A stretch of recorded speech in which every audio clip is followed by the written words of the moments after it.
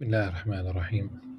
Alhamdulillah wa salatu salam ala Rasulullah. We continue reading from Imam Al-Ghazali's Jawahir al-Quran wa Durur the Jews of Quran Spares. And we have reached Surah Al-Takathur. And indeed, Imam Al-Ghazali chose all 8 verses of this surah. And the Takathur has been translated as rivalry in world increase. We read inshallah the whole surah in Arabic, a preliminary translation, and then address the content. أعوذ بالله السميع العليم من الشيطان الرجيم. بسم الله الرحمن الرحيم. ألهاكم التكاثر حتى زرتم المقابر كلا سوف تعلمون ثم كلا سوف تعلمون كلا لو تعلمون علم اليقين لترون الجحيم ثم لترونها عين اليقين ثم لتسألن يومئذ عن النعيم. Competition for more gains, competition diverts you from Allah subhanahu wa ta'ala. Literally, you have been distracted, you have been busied, you have been distracted by competing for material things, children, money, mansions, cars, horses, even nowadays still the whatever is the case, we'll get back to that inshallah. Competition for more gains diverts you from Allah. Diverts, basically, it distracts you from Allah subhanahu wa ta'ala, though it's not directly mentioned, of course. حتى زرتم المقابر, until you end up in your graves, though the language itself, it's about visiting these graves. But it's not visiting the graveyard and saying a prayer there. It's about people themselves landing in the graves. It might also be interpreted as the stay in the grave itself is nothing but a visitation, short visit. The whole life is كرجل استظل تحت ظل الشجرة. The Prophet ﷺ described this life 50, 60, 70, 80 years, 100, almost 1000, like Sayyidina Nuh alayhi salam, Prophet Noah. It's basically like someone who sat in the shade of a tree for 1 hour. And if you try to go in your memory over the things, those of us who are old enough, what can you think of? Memories here and there, and you compete, you accumulate, and you leave it for other people, which in itself is not a bad thing. To leave your offspring, your spouse, comfortable is better than leaving them in a state of need. That's your responsibility. Don't leave them dead, at least. But no, you will soon come to know. كلا سوف تعلم. Again, no, you'll soon come to know. Indeed, if you were to know, had you known your fate with certainty, you would have acted differently as a result. Literally, كلا لو تعلمون علم اليقين. Now, if you had you known the knowledge with certitude, meaning about your fate, what would be the result? You will act differently. Had you known this, but you will surely see the hellfire. Even the believers, those who are destined to paradise, to go to paradise, and I ask Allah subhanahu wa ta'ala that we will be amongst them, inshallah. They will still see the hellfire. This way also, the pleasure, the happiness, you know that you have been saved from something very, very painful. Then on that day, you will see for sure with your own eyes, the eyes of certainty really. Ayn al-yaqeen. You would know about something, but when you see it, that's basically a different level of knowledge. The certitude is different. Like Sayyidina Ibrahim alayhi salam, when he asked Allah subhanahu wa ta'ala, رَبِّ أَرِنِي كَيْفَ تُحْيِي الْمَوْتَى قَالَ وَلَمْ تُؤْمِنْ قَالَ بَلَى وَلَكِنْ لِيَطْمَئِنَّ قَلْبِي قَالَ فَخُذْ أَرْبَعَةً مِنَ الطَّيْرِ فَصُرْهُنَّ مِنْهُنَّ جُزْءًا ثُمَّ إِنَّ اللَّهَ عَزِيزٌ حَكِيمٌ. Here Sayyidina Ibrahim alayhi salam asked Allah subhanahu wa ta'ala to show him how he resurrects the dead. Allah subhanahu wa ta'ala asked him, aren't you a believer? Don't you believe in the resurrection of the dead, that people will be resurrected? He said, yes, but I would like to have certitude. قال بلى ولكن يطمئن قلبي. I want my heart to be tranquil, to be satisfied, to reach that level of certitude when you see something on your own. Then Allah subhanahu wa ta'ala directed him to dissect 4 bears and to divide them, spread them on the mountains, part of them on each mountain, then call them and they will come to you walking. And this is something that when I think about this verse, it does not mention the name, because it says أربعة من الطير. It does not say 4 mountains. It says the verse says 4 bears, but does not say 4 mountains. It's my understanding that they are 4 mountains, and you divide them, you mix them, and these mountains, it's just like Also, this is my understanding, is that like one to the north, one to the south, one to the east, one to the west, but all of them, when they are called, when Sayyidina Ibrahim alayhi salam calls them, they will come to him, walking like they will come to life. Really, there's something still in that verse that one needs to pay attention, because Sayyidina Ibrahim alayhi salam has said, "Arini kayfa tuhyi al-mawta." Show me how you revive the quicken the dead, resurrect the dead. And really, the how, that's not, even if you see with your own eyes, and we will witness this, how you will not know that. You will see it, but you will not know. So you will see, surely see it with the eye of certainty.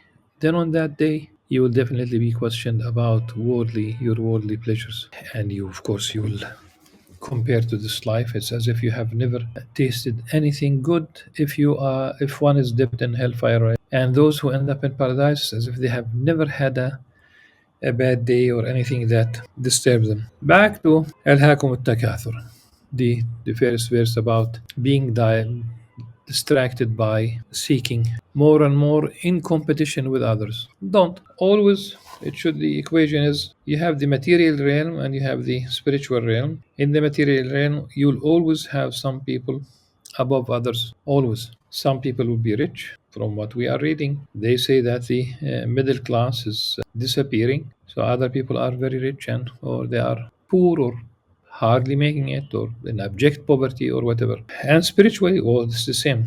Some people will be above other people. Some people will be non-believers. Some people will be believers, but also even amongst the believers, some people will be above each other. It has been said regarding the material realm, look at those who are below you, below your level, below what you have gained, what basically Allah subhanahu wa ta'ala enabled you, bestowed on you, facilitated your path to that. Imam Ghazali says that one level of faith is to see every action in the universe, everything coming from Allah subhanahu wa ta'ala. So for the material realm, look at those who are below you and not those who are above you, so that you'd appreciate what you have. If you don't have shoes, there are those who are without legs.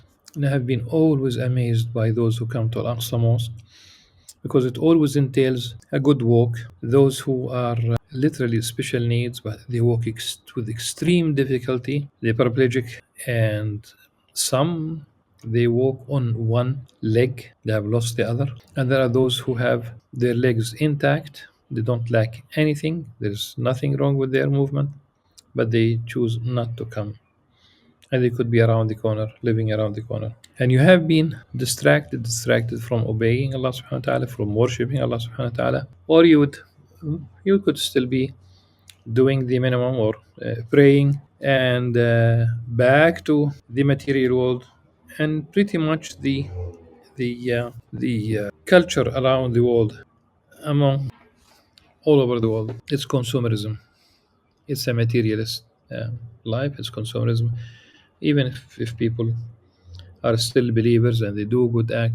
I'm not saying that every single one. There are non-Muslims who are, minimalists, and they will not compete to accumulate things, stuff, hoarding. But the culture, the ads that encourage you to buy that which you do not need, and it's almost like religiously people go to the mall almost every weekend. So they are distracted. They keep distracting themselves until they find themselves, dead in these graves, حتى زرت المقابر, or they will be, it's like a short visit, because the day of judgment will, once you die, the next event is the day of judgment itself. Al-Hasan al-Basri said that al-hakum al-takathur, that you have been distracted with competing for increase in worldly things.